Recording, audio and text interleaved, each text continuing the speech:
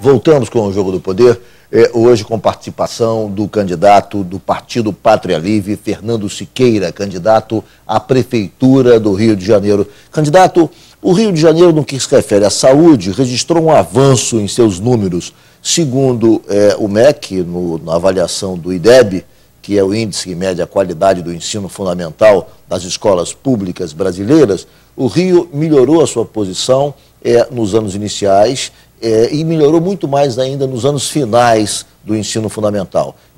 Houve um avanço significativo nos anos finais. Nos anos iniciais passou de 5,1 para 5,4 e nos anos finais de 3,6 para 4,4, ou seja, houve uma substantiva melhora na qualidade do ensino público, a julgar pelas notas do IDEB. Eu perguntaria, o ensino público municipal no Rio de Janeiro está no caminho certo? Melhorou, Ricardo, mas ainda está muito aquém do ideal. Hoje você tem uma média de escolaridade do Rio, 8,4 anos.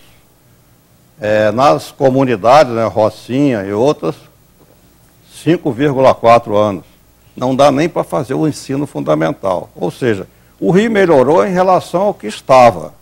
No governo anterior, na prefeitura anterior, estava péssimo. Aquela questão de aprovação automática, aquilo ali arrasou o ensino do Rio de Janeiro. Então o Rio de Janeiro melhorou, mas está ainda muito abaixo do que deveria. A nossa proposta, como eu te falei, é simples. Nos países onde a educação está dando certo, não são aqueles em que se investe mais. Você tem a China, você tem Hong Kong, você tem a Coreia do Sul, Finlândia, são os países em que a educação tem a melhor avaliação internacional. Por quê? Porque eles investem em 2 pontos fundamentais. Primeiro, o professor é a peça fundamental do ensino, então ele tem que ser valorizado, bem treinado, bem remunerado e motivado. E o segundo é no reforço dos alunos. Para que os alunos tenham uma condição igual, há alunos melhores, mais bem dotados do que outros, para que não haja aquela desmotivação, aquela perda de motivação em função de melhoria de uns em relação a outros, você nivela todo mundo dando um reforço escolar. Para isso é ideal que se tenha a escola em tempo integral. Então a nossa ideia essa é uma questão que eu ia perguntar, na verdade, coincidentemente, óbvio que não foi, né, a palavra não é nem coincidentemente, na verdade, o que aconteceu no resultado do IDEB, uma avaliação feita pela própria prefeitura, mostra que nas escolas de tempo integral, e eu cito aqui 2 escolas, a Orsina da Fonseca, na Tijuca, isso, e a Escola Rivadavia Maia, no centro, onde houve as melhores notas, são escolas em tempo integral. Na verdade, as escolas municipais que obtiveram as melhores notas são as escolas que ministram aulas em tempo integral. Quer dizer, esse é o caminho. Esse é o caminho. Inclusive, o governo federal, no Plano Nacional de Educação, está oferecendo recursos para isso, né? Então, você tem, nessa escola de tempo integral, a chance de nivelar os alunos, né? Aqueles que têm mais facilidade teriam menos reforços. Os que tenham mais dificuldade, o objetivo fundamental é que você não tenha evasão nem repetência. E aí essa repetência acaba com a moral do aluno. Então você tem peça fundamental, professor bem treinado, bem remunerado e cobrado. Tem que fazer teste cobrando o desempenho dele. E o aluno com reforço, com apoio integral da escola. Candidato, vamos falar de transporte. O Rio de Janeiro vive uma situação peculiar porque vai sediar em 2016 as Olimpíadas. E também vai ser sede de Jogos da Copa do Mundo em 2014, ou seja, eventos importantes dessa magnitude vão acontecer aqui. Nós temos aí o projeto das BRTs, dos BRTs, a Transolímpica de Deodoro Barra, a Transoeste da Barra Santa Cruz, a Transcarioca da Barra ao Galeão, a Transbrasil ao longo da Avenida Brasil, que vai ser construída, e, enfim, a de Deodoro vai até o Santos Dumont. São vias importantes.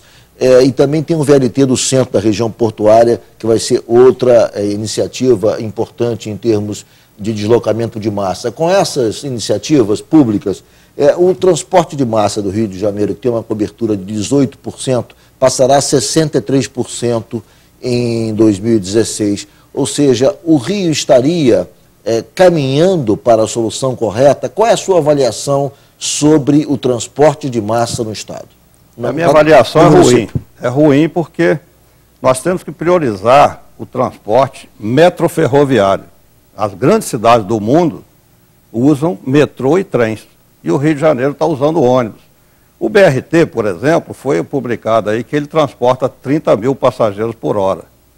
Fazendo as continhas simples, você precisaria de um BRT, um ônibus desse a cada 20 segundos, para transportar 30 mil passageiros. Se você transportar para a realidade, você chega na média dos ônibus, 6 mil passageiros hora. Uma linha de metrô transporta 60 mil passageiros por hora, 10 vezes mais. E o Rio, em termos de metrô, está muito ruim. Por exemplo, o governo do Estado está fazendo a linha... O metrô é uma competência do governo do Estado, não é da Prefeitura. O senhor acha que a Prefeitura deveria, de certa maneira... Atuar em conjunto com o governo do Estado federal, e, ao invés de realizar a implantação de projetos como BRTs, levar o metrô numa atuação conjunta com o governo do Estado e o governo federal? Sim, a Supervia transportava em 84 1.200.000 passageiros por dia. Hoje está transportando 400 mil, um terço da capacidade. Os BRTs têm que ser em trem, feito através de trem. O VLT, o veículo leve sobre trilho, ou o Maglev Cobra, que é um trem magnético que está em projeto aí da COP, da UFRJ, que é um magnífico projeto, totalmente nacional. Pode ser um trem elevado, por exemplo, ligar o Galeão ao Santos Dumont pela Orla e o Santos Dumont ligar a Cinelândia, pode ligar a cidade universitária Adel Castilho, e com isso você tem uma muito melhor segurança, não tem engarrafamento. E os trens, Ricardo, todas as cidades do mundo são servidas. Você em Paris, você vai lá para Versalhes de trem, você anda de metrô na cidade toda, são 17 linhas. O Rio tem 2 linhas em linha. O governo do Estado vai fazer a ligação aí com a Barra da Tijuca, vai dar um nó na Zona Sul. Porque ele tinha que fazer, o metrô não funciona em linha, ele funciona em rede. Então você, por exemplo, faz a ligação com a Barra pela Gávea, pela estação Gávea em 2 níveis, liga a Gávea para a Tijuca, então para ir da Barra para a Tijuca, você não precisa passar pelo centro. Você chega na Gávea, vai para a Tijuca. Então tem que ser uma rede. O Clube de Engenharia apresentou esse projeto para o governo do Estado.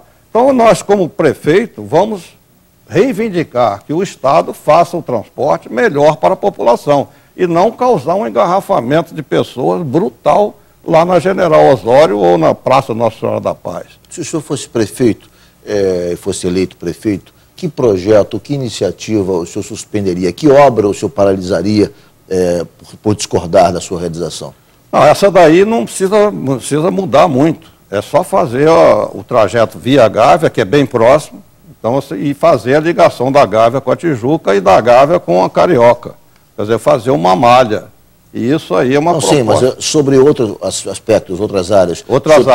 O senhor tem alguma questão que o senhor acha, digamos, que contraria visceralmente os seus princípios e, portanto, o senhor não concluiria, interromperia ou não executaria? Tem várias, mas isso, em tempo curto eu vou citar 2. Uma delas é não derrubar o elevado da perimetral. Por quê? Porque é uma obra que já feita, paga, que está funcionando bem. Se você quer fazer avenidas maiores, faça avenida paralela, mas não derrube uma que está ligando a Zona Sul a todo o resto do Rio. Né? E a outra qual seria? O senhor falou que ia citar 2. A outra seria a questão do piscinão, para evitar as enchentes. Né? O Clube de Engenharia apresentou um projeto do túnel extravasor, que drena a água das encostas para elas não chegarem às áreas de inundação. Então esse projeto está pronto, é viável, perfeito, mas não foi adotado. E está fazendo piscinão que em São Paulo não deu certo. Candidato, nosso tempo se esgotou. Foi um prazer recebê-lo aqui no Jogo do Poder. Igualmente, muito obrigado. Foi um prazer estar aqui com vocês. No próximo bloco eu recebo o candidato do PSTU, Ciro Garcia.